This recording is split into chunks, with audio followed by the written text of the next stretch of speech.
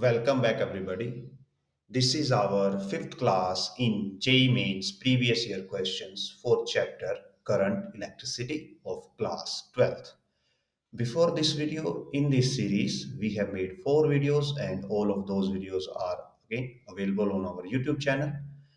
Name of channel is Point Basics and there is a dedicated playlist for these type of videos. We have also started similar series for NEET previous years. So you can go to our channels and in playlist section can find those videos also. So if you find these videos useful, then do press the like button, share them as much as possible and subscribe to our channel. Also, if you want to support us financially, you can scan any of QR code in front of your screen and donate us with whatever amount you want. With your donations, we will be keep on making these videos on regular basis. So with this, let's start today's video. In previous video, I think we covered up to 40 something. Yes, this was the last question number 42, and today we will start go further. So here it is. Next question. Two conductors have same resistance as 0 degrees Celsius, but their temperature coefficients are alpha 1 and alpha 2, means उनके temperature coefficient different है. The respective temperature coefficients of their series and parallel combination. तो series and parallel combination के हमें यहाँ पे temperature coefficients बताने हैं. Let's start for series से हम यहाँ पे start करते हैं and then we will move further. So series. Now जो 0 डिग्री पे टेम्परेचर हैं, ओ सॉरी, उनके रेजिस्टेंसेस हैं, उनको हम क्या मान लेते हैं, आर नोड की फॉर्म में या सॉरी R1 की फॉर्म में अज्यूम कर लेते हैं कि 0 डिग्री सेल्सियस पे जो रेजिस्टेंसेस हैं, पहले वाले का R1 है और दूसरे वाले का R2 है. नाउ बिकॉज यहाँ पे हमें टेम्परेचर के कोफिशिएंट्स निकालने हैं सीरीज और पैरेलल कॉम्बिनेशन के, तो हम यहाँ पे डेल्टा टी का चेंज लेते हैं कि टेम्परेचर के अंदर डेल्टा टी का चेंज आया.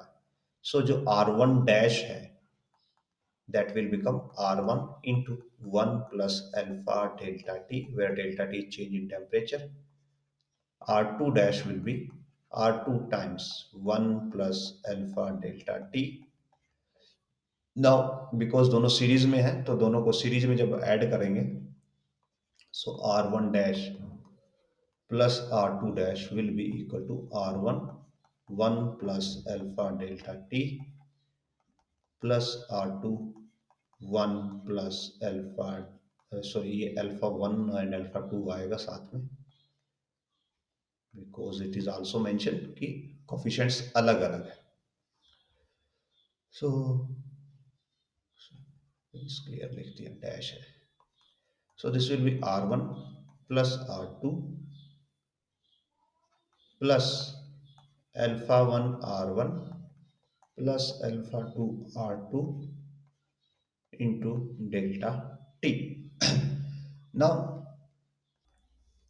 अभी हम क्या करेंगे, जो ये R1 R2 है इनको इस साइड लेके जाएंगे तो हमारे पास मिल जाएगा, मीन्स लेफ्ट साइड लेके जाएंगे, R1 dash minus R1 plus R2 dash minus R2 is equal to alpha 1 R1 alpha 2 R2 into delta T. अब ये हमारा क्या होगा, R1 dash minus R1 that will be delta R1, यानी कि change in value of first resistance. ये हो जाएगा delta R2 change in value of second resistance is equal to alpha 1 R1 alpha 2 R2 delta T. Now delta R is equal to delta R1 क्या होगा, हमें पता है कि normal delta R क्या होता है, R अल्फा डेल्टा T. सो यहाँ से डेल्टा R1 की वैल्यू आ जाएगी, अगेन आई थिंक हम सेम जगह ही पहुंच रहे हैं, दोनों साइड इक्वेट हो जाएंगी. So we have to change the method slightly. Okay, yes, ये हम बोल सकते हैं कि ये हमारे पास टोटल रेजिस्टेंस का चेंज आ गया. नाउ और हमने दोनों को सीरीज में कंबाइन किया हुआ था।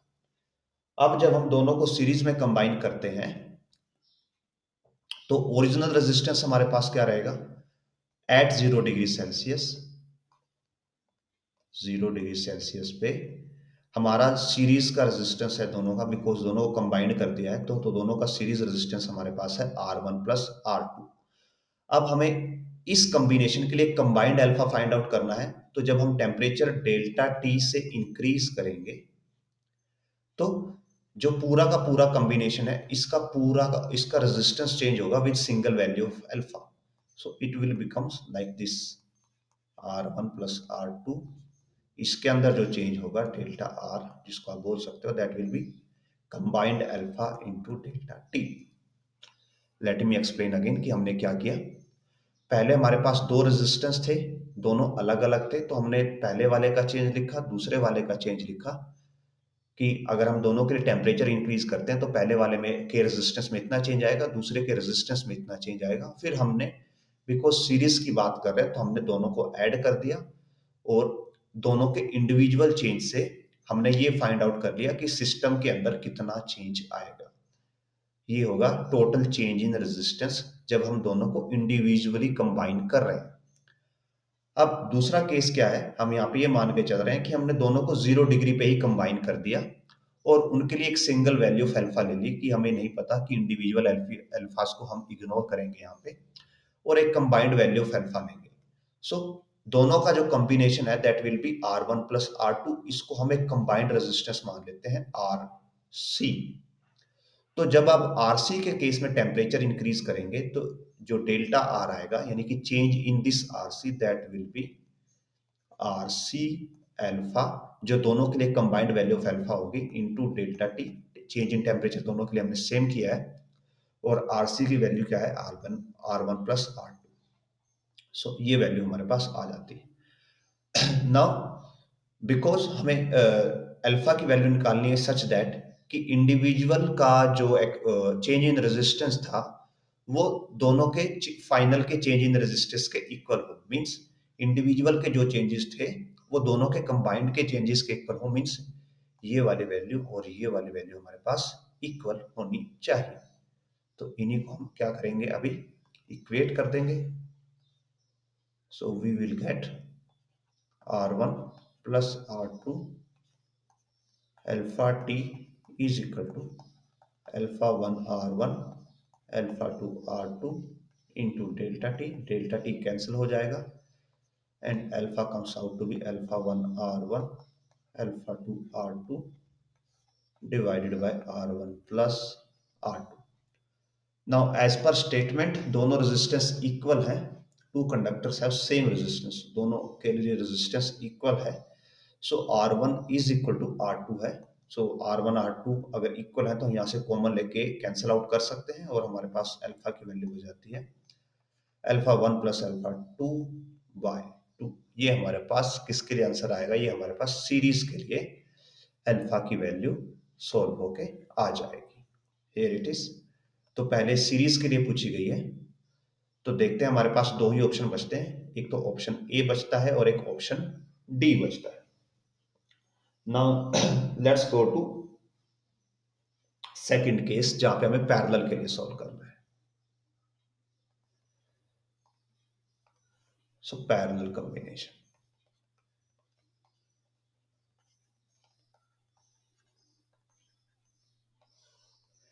नाउ बिकॉज पैरेलल में जो आपके रेजिस्टेंसेस हैं वो ऐसे बिहेव करते हैं, इनवर्स में बिहेव करते हैं। R1 जो फाइनल रेजिस्टेंस होगा 0 डिग्री सेल्सियस पे वो आप ऐसे दोगे और यहाँ पे बिकॉज हमें पता है कि R1 और R2 दोनों R हैं। सो और इसको हम R नोड ले लेते हैं एट, बिकॉज हम यहाँ पे 0 डिग्री सेल्सियस वाला पहले कैलकुलेट कर रहे हैं। सो R नोड की वैल्यू क्या आ जाती है? R by 2। ये है अगर हम दोनों रेजिस्टेंसेस को 0 डिग्री सेल्सियस पे पैरेलल में कंबाइन करते हैं तो उनका फाइनल रेजिस्टेंस ये R नोड आएगा। और जब हम इसमें जब टेम्परेचर चेंज करेंगे तो हमारा जो डेल्टा R नोड है that will B R node times alpha delta T, और ये अल्फा यहाँ पे कंबाइंड अल्फा की बात हो रही है। Okay, now coming to individual resistances.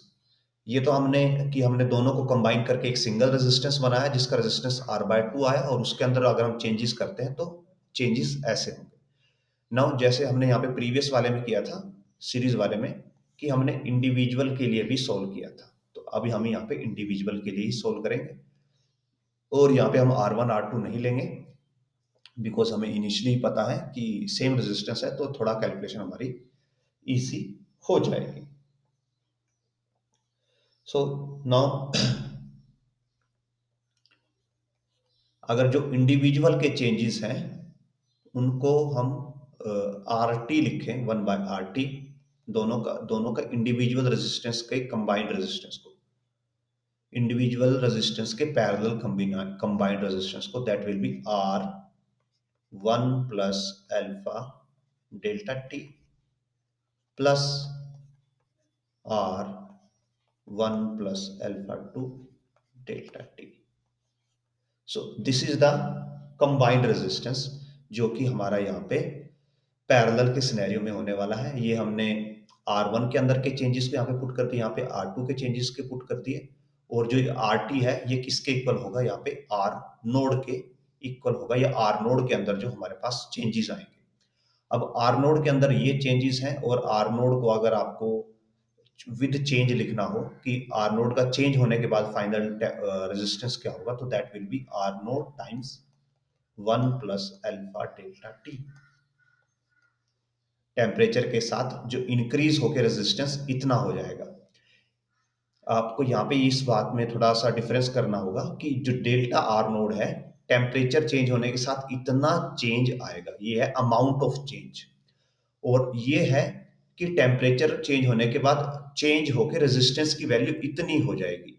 It's like कि आपकी पहले लेंथ थी 3,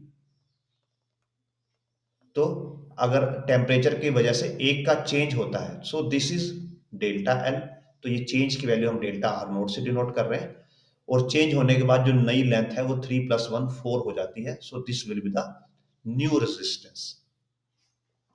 तो हमने इंडिविजुअल रेजिस्टेंसेस के टेम्परेचर चेंज होने के बाद जो उनके न्यू रेजिस्टेंस आएंगे उनकी वैल्यू पुट कर दी, और जो पैरेलल कॉम्बिनेशन 0 डिग्री सेल्सियस पे था उसके अंदर चेंज आने पे टेम्परेचर के साथ उसकी ये वैल्यू आएगी, तो ये वैल्यू यहाँ पे पुट कर देंगे, और R नोट की वैल्यू R/2 अवेलेबल है, so it will be R/2 1 plus alpha delta T is equal to R1 plus alpha 1 delta T plus R1 plus alpha 2 delta T.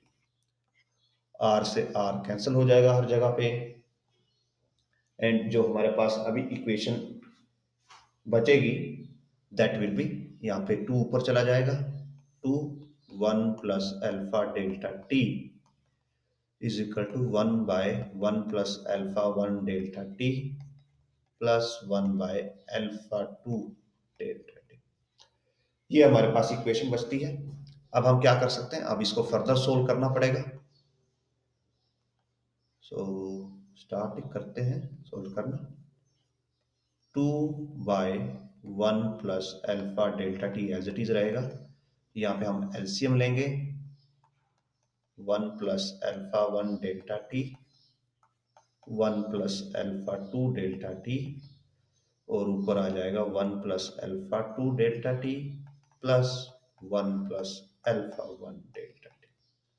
यहाँ से हमें मिलता है 2 plus alpha 1 plus alpha 2 delta T common divided by 1 plus alpha delta T1 1 plus alpha 2 delta T।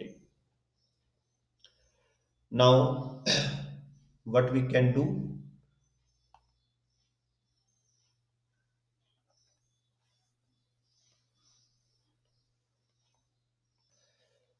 Now because हमें यहाँ पे alpha की value को कैलकुलेट करना है, तो व्हाट वी डू, हम यहाँ पे फर्स्ट ऑफ ऑल इसका इन्वर्स ले लेंगे, और जो डिनोमिनेटर वाली टर्म है इनको मल्टीप्लाई कर देंगे, बिकॉज जो चेंज इन टेम्परेचर है वो स्मॉल होता है और अल्फा वन और अल्फा टू भी नॉर्मली स्मॉल होते हैं।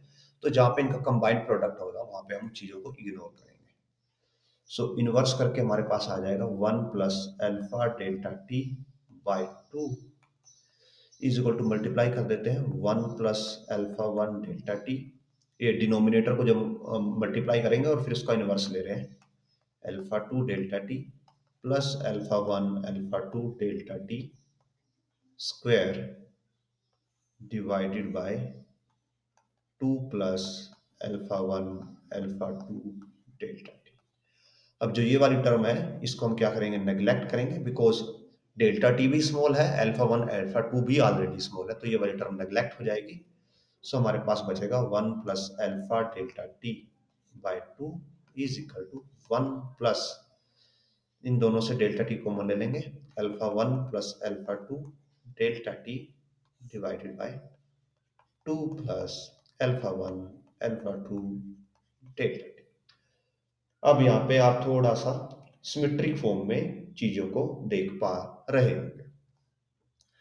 नाउ अब इस टाइप के क्वेश्चंस में हम क्या करते हैं, हम यहाँ पे इस जो आपकी लोअर टर्म होती है इसको ऊपर लेके आके बाइनोमियल एक्सपेंशन लगाने की कोशिश करते हैं, बिकॉज ये वाली टर्म यहाँ पे अल्फा 1 अल्फा 2 स्मॉल टर्म्स है, तो हम यहाँ पे बाइनोमियल अप्रोक्सीमेशन यूज कर सकते हैं। कैसे, इसको ऐसे लिखा जा सकता है, that will B 1 + alpha 1 alpha 2 delta T, 2 common ले लेंगे, 1 + alpha 1 alpha 2 divided by 2 into delta T. अब ये वाला टर्म है जो इसको ऊपर ले जाएंगे तो पावर इसकी नेगेटिव हो जाएगी, and we will have 1 + alpha delta t divided by 2 is equal to 1 + alpha 1 alpha 2 delta t divided by 2 into 1 + alpha 1 + alpha 2 divide 2 delta t power -1। 2 से 2 कैंसिल हो जाएगा, यहाँ पे -1 अंदर मल्टीप्लाई हो जाएगा, so 1 + alpha delta t is equal to 1 + alpha 1 alpha 2 delta t 1 -alpha 1 alpha 2 divided by 2 into delta t। अब फिर से मल्टीप्लाई करेंगे और फिर से हमें नेग्लेक्ट करना होगा, इग्नोर करना होगा स्मॉल टर्म्स को। सो 1 + अल्फा डेल्टा t मल्टीप्लाई करते हैं तो यहाँ से आएगा 1 + alpha 1 alpha 2 delta t -alpha 1 alpha 2 divided by 2 delta t -alpha 1 alpha 2 square by 2 delta t square. तो अगेन जो ये वाली टर्म है ये टर्म स्मॉल होगी, बिकॉज इसके अंदर स्क्वायर इन्वॉल्व है और ये टर्म्स ऑलरेडी स्मॉल हैं, delta t and alpha 1 alpha 2, तो इसको इग्नोर कर देंगे। 1 से 1 कैंसिल हो जाएगा, अल्फा डेल्टा t हमारे पास बचता है ये वाली term minus this, so this will be alpha 1 + alpha 2 by 2 into delta t। तो अगेन अल्फा की वैल्यू आ जाती है अल्फा 1 + अल्फा 2 बाय 2। तो सीरीज और पैरेलल में जो कोफिशिएंट है, टेम्परेचर कोफिशिएंट है, वो हमारे पास सेम ही आता है सोल्व होके। और हियर इट इज, जो ऑप्शन डी है that will be the right answer. आगे बढ़ते हैं नेक्स्ट क्वेश्चन की तरफ।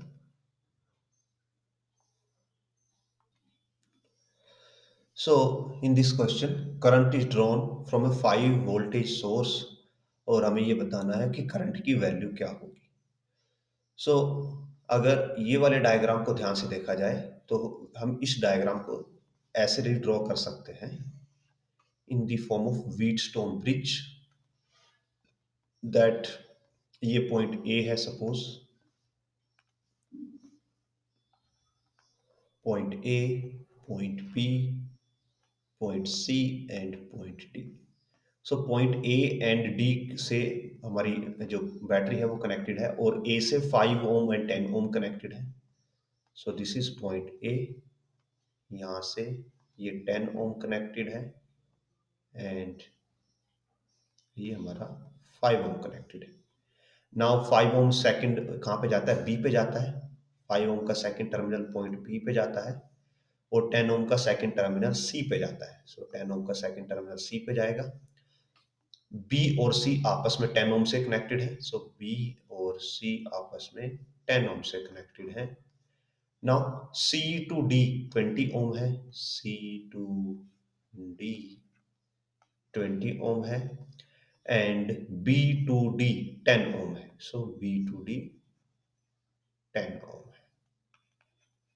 सो ये हमारे पास बन जाता है व्हीटस्टोन ब्रिज और ए और डी के बीच में 5 वोल्ट की बैटरी कनेक्टेड है, such like this 5 volts.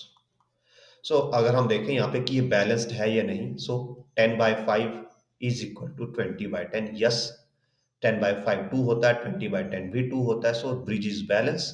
Means यहाँ पे जो 10 ओम का रेजिस्टेंस है उसका कोई वर्क नहीं है, उससे कोई करंट फ्लो नहीं होगा। तो अगर उससे कोई करंट फ्लो नहीं होगा तो इट मीन्स कि हमारे पास 10 ओम एंड 20 ओम सीरीज में है and 5 ohm and 10 ohm series में है और बाद में इनका कॉम्बिनेशन एक दूसरे के साथ पैरेलल में है। सो 10 प्लस 20 हमारे पास मिल जाएगा 30 ohm. So this is point A, this is point D. तो ए और बी के बीच में, ए और डी के बीच में एक तो 30 ओम का रेजिस्टेंस है, ये ऊपर वाला, और नीचे वाला हो जाएगा 15 ओम का resistance. So 15 ohm. Now both is these are in parallel, तो इनका कंबाइंड रेजिस्टेंस हो जाएगा 1/30 प्लस 1/15, एलसीएम 30, 1 प्लस 2 यानी 3/10, इनवर्स करेंगे मिलेगा 10 ओम, यानी कि सर्किट का इक्विवेलेंट रेजिस्टेंस 10 ओम है। So V is equal to I R होता है, V is 5, I we don't know, R is equal to 10, so here comes out value of I 5/10, that is 4.5 ampere. So option B will be the right answer. आगे बढ़ते हैं next question की तरफ। Total current supply to the circuit by the battery is, तो हमें ये बताना है कि यहाँ पे बैटरी से कितना करंट बाहर की तरफ जा रहा है ना। अगर यहां से देखा जाए तो अगर ध्यान से सर्किट में देखें तो लेट्स सपोज कि हम यहाँ पे पॉइंट्स मार्क कर देते हैं। ये हमारे पास पॉइंट ए है, point B, point C and point D. अब देखिए 6 ओम एंड 2 ओम रेजिस्टेंस को अगर ध्यान से देखा जाए तो इनका एक टर्मिनल दोनों का पॉइंट ए से कनेक्टेड है और दूसरे टर्मिनल बी एंड सी से कनेक्टेड है और बी और सी एक दूसरे से वायर से कनेक्टेड है। तो इसका मीनिंग क्या हो गया कि बी और सी दोनों सेम पोटेंशियल पे है और in short B and C are parallel में है, बी एंड सी हमारे पास पैरेलल में है। सो इस डायग्राम को स्लाइटली ऐसे करके रीड्रॉ कर सकते हैं that this is 6 volt battery, यहाँ पे हमारे पास बी पॉइंट है और यहाँ पे हमारे पास सी पॉइंट है। सॉरी नॉट लाइक दिस, थोड़ा सा हमें, this is B point and this is C point और बी से 2 ओम का रेजिस्टेंस कनेक्टेड है, सी से 6 ओम का रेजिस्टेंस कनेक्टेड है और ये दोनों कहाँ पे कनेक्ट होते हैं, पॉइंट ए पर।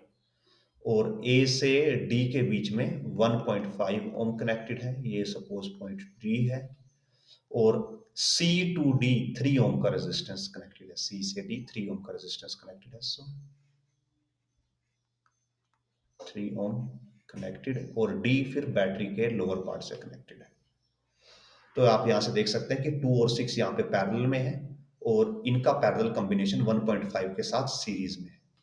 सो 2 एंड 6 का पैरेलल हमें देगा 6, 3, 1, 4/6 और 6/4, 3/2, 1.5 ओम। सो इन दोनों का पैरेलल कॉम्बिनेशन 1.5 ओम देगा एंड 1.5 प्लस 1.5 बिकॉज अब ये सीरीज में हो जाएंगे तो 1.5 प्लस 1.5 3 ओम देगा। सो circuit will be look something like this. ये 6 वोल्ट की बैटरी यहाँ पे 3 ओम का इन दोनों का कॉम्बिनेशन, और ये भी 3 ओम का पैरेलल में 3 ओम। अब 3 एंड ओम ये हमारे पास पैरेलल में हो गए, तो इनका पैरेलल कॉम्बिनेशन देगा हाफ यानी कि 1.5। So this will be the final resistance 6 1.5 ohm. ये फाइनल सर्किट बनेगा, सिंपलर वन। और यहां से करंट निकाल सकते हैं, current will be potential by resistance, so equal to 4 ampere. Option A will be the right answer. आगे बढ़ते हैं नेक्स्ट क्वेश्चन की तरफ। The resistance of a series combination of two resistors is S. But if they are joined in parallel, total resistance is P. If S is equal to NP, minimum possible value of N. सो हमें minimum possible value of N निकालना है, और हमारे पास series combination given है और parallel combination यहाँ पे हमारे पास गिवन है। सो स्टार्ट करते हैं क्वेश्चन को साइड में करके। सो टू रेजिस्टेंस गिवन है, सपोज पहला वाला R1 है, दूसरा वाला R2 है, और इनका सीरीज कॉम्बिनेशन हमारे पास S है।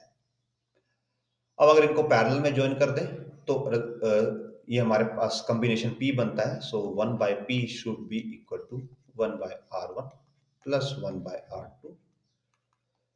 सो ये हो जाएगा R2 plus R1, R1 R2, and so from this P is equal to R1 R2 divided by R1 plus R2। तो ये हमारे पास P की वैल्यू आ जाती है, हमारे पास S की वैल्यू भी है। अब ये बोला गया S is equal to N times P। So R1 plus R2 is equal to N times of P। So N1 R1 R2 R1 plus R2।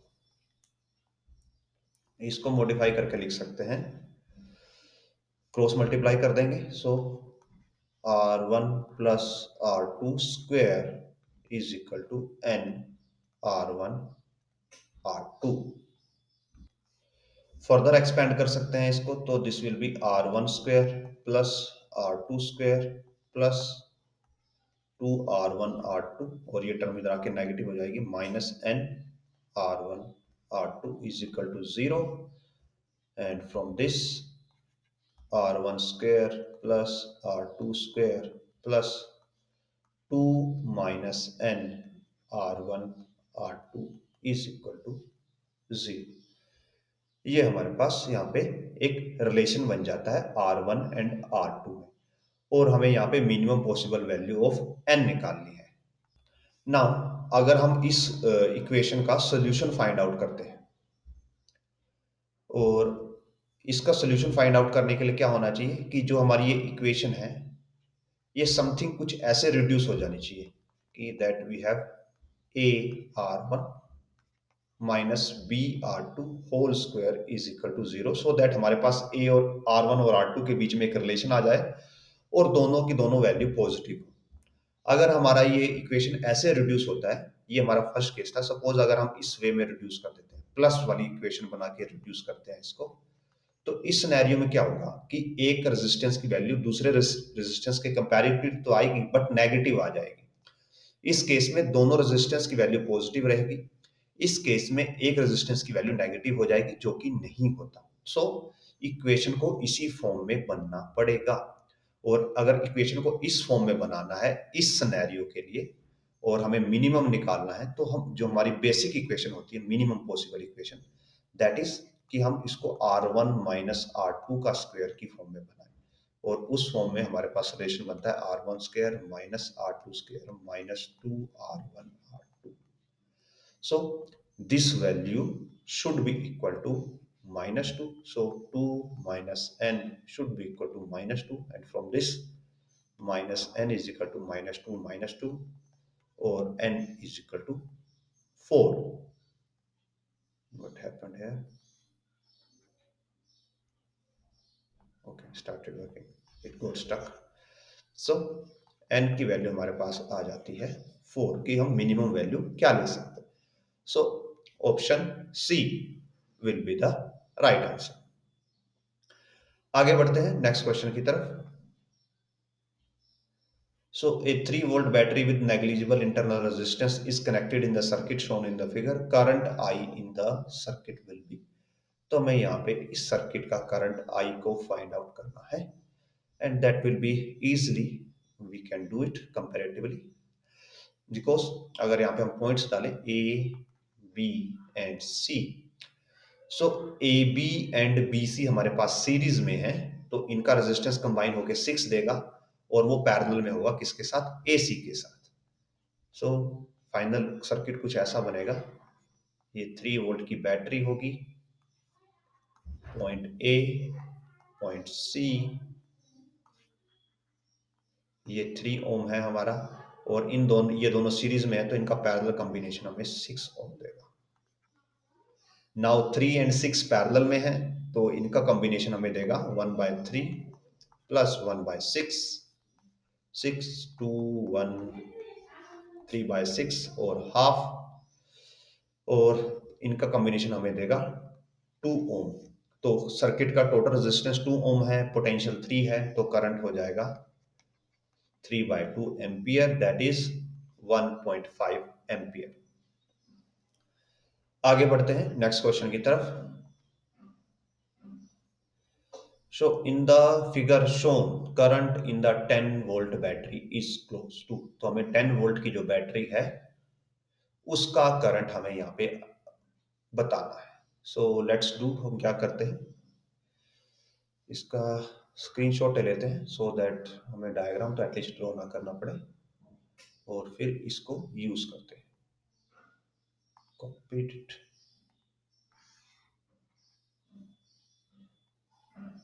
Paste,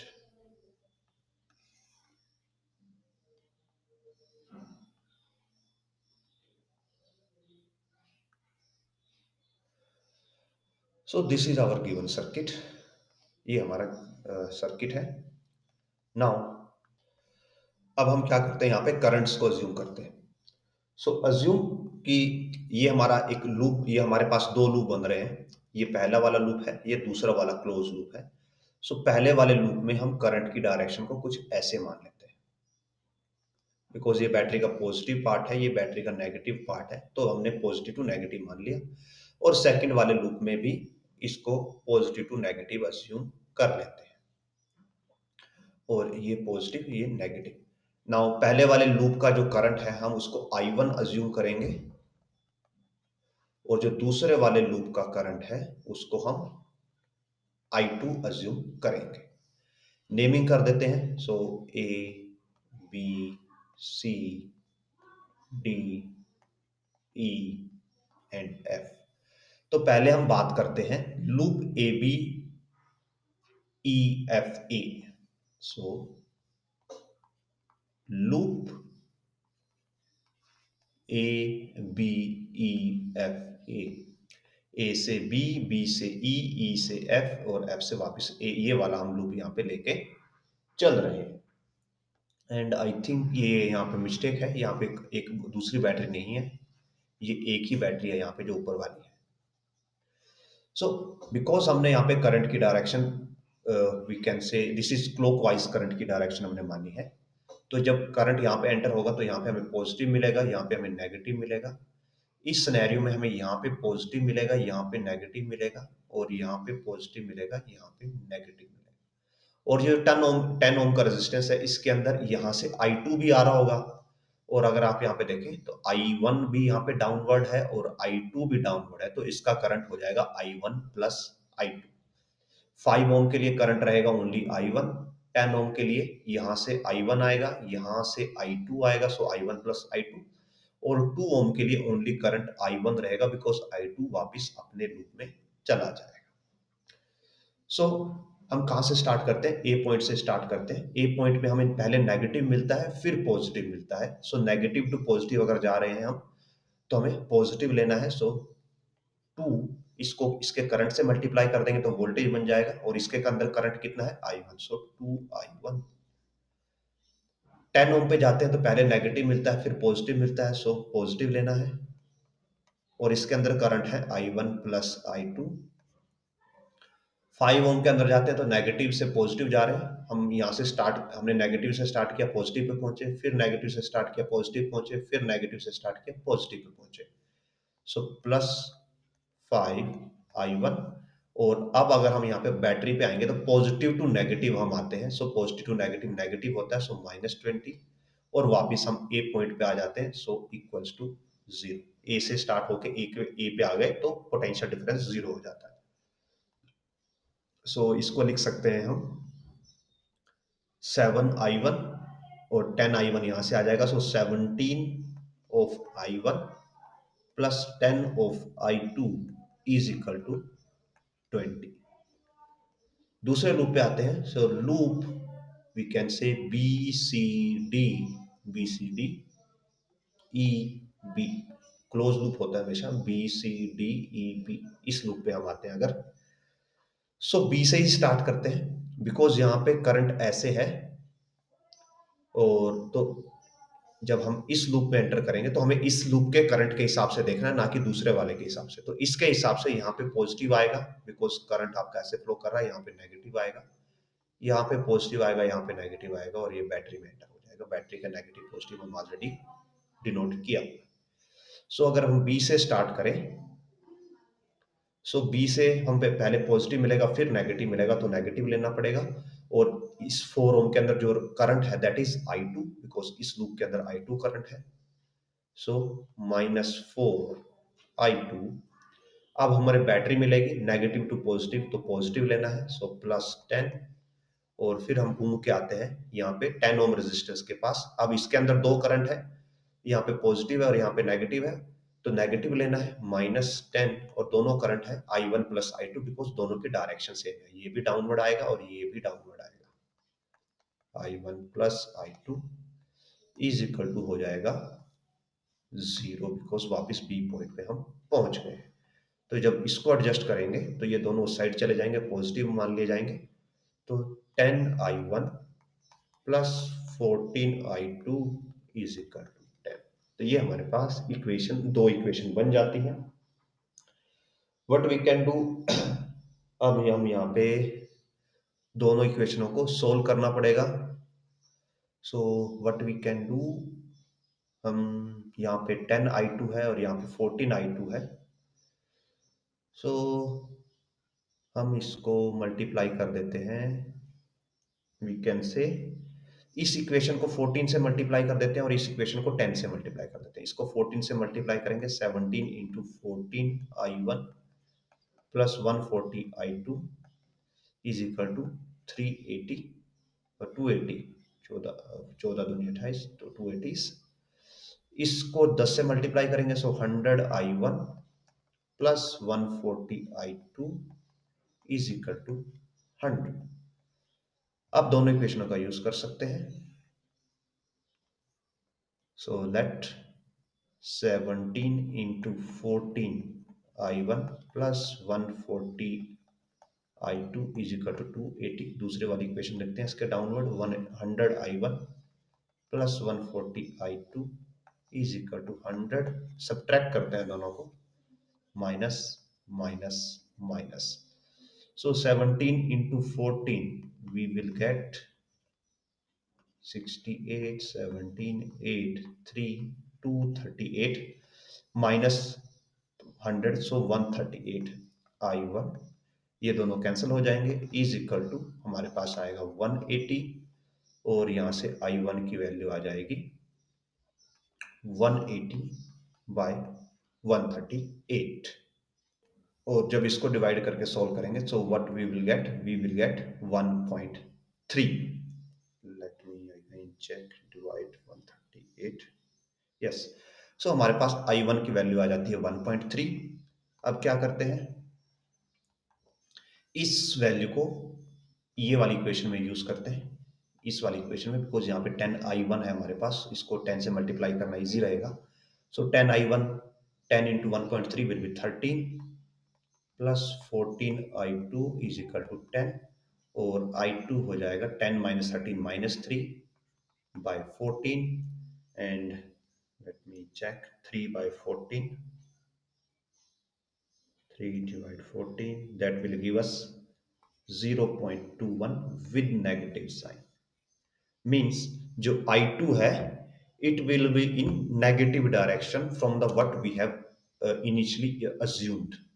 हमने I2 की डायरेक्शन ये मानी थी, तो एक्चुअल I2 की डायरेक्शन क्या होगी, ये होगी। और करंट कहां पे फ्लो करेगा, positive terminal to negative terminal flow करेगा। Let me check. सो यहाँ पे हम एक और कन्वेंशन क्लियर कर देते हैं आपको कि बैटरी के अंदर करंट कैसे फ्लो करता है और सर्किट के अंदर करंट कैसे फ्लो करता है। सो फॉर दैट सपोज कीजिए ये हमारा एक सर्किट है, ये बैटरी लगी हुई है और ये हमारा एक रेजिस्टेंस लगा हुआ है, ये पॉजिटिव है ये नेगेटिव है। नाउ समहाउ करंट ऐसे फ्लो कर रहा है, तो इसमें ये बोला जाएगा कि सर्किट के अंदर current positive terminal to negative terminal flow कर रहा है सर्किट के अंदर। और अगर बैटरी के अंदर पूछा जाए तो बैटरी के अंदर करंट कैसे होगा, नेगेटिव टू पॉजिटिव फ्लो कर रहा होगा। अब अगर इसका रिवर्स कर दिया जाए कि करंट ऐसे है, तो सर्किट के अंदर जो करंट है वो है हमारे पास नेगेटिव टू पॉजिटिव, और बैटरी के अंदर जो करंट है that is positive to negative terminal. तो यहाँ पे भी सेम सिनेरियो है कि आपका करंट ऐसे फ्लो करेगा, बिकॉज हम अज्यूम डायरेक्शन से नेगेटिव आया आंसर। तो बैटरी के इनसाइड जो करंट है वो पॉजिटिव टू नेगेटिव फ्लो करेगा, और सर्किट के अंदर जो करंट है वो negative terminal to positive terminal flow करेगा। So option B will be the right answer. So with this इस वीडियो को हम यहीं पे एंड करते हैं। होपफुली जो हमने कवर किया वो आपके लिए हेल्पफुल रहा होगा, अंडरस्टैंडेबल रहा होगा। अगेन अगर आपके कुछ डाउट्स हैं या सजेशंस हैं तो हमें कमेंट सेक्शन में आप डाल सकते हैं। I will try to implement that. And अगर वीडियो पसंद आए तो लाइक कीजिए, शेयर कीजिए, चैनल को सब्सक्राइब कीजिए। Also, if possible, do make some donation by scanning this QR code. It helps us a lot to keep this series alive and ongoing on timely basis. So again, thanks for watching, and we will meet in next video.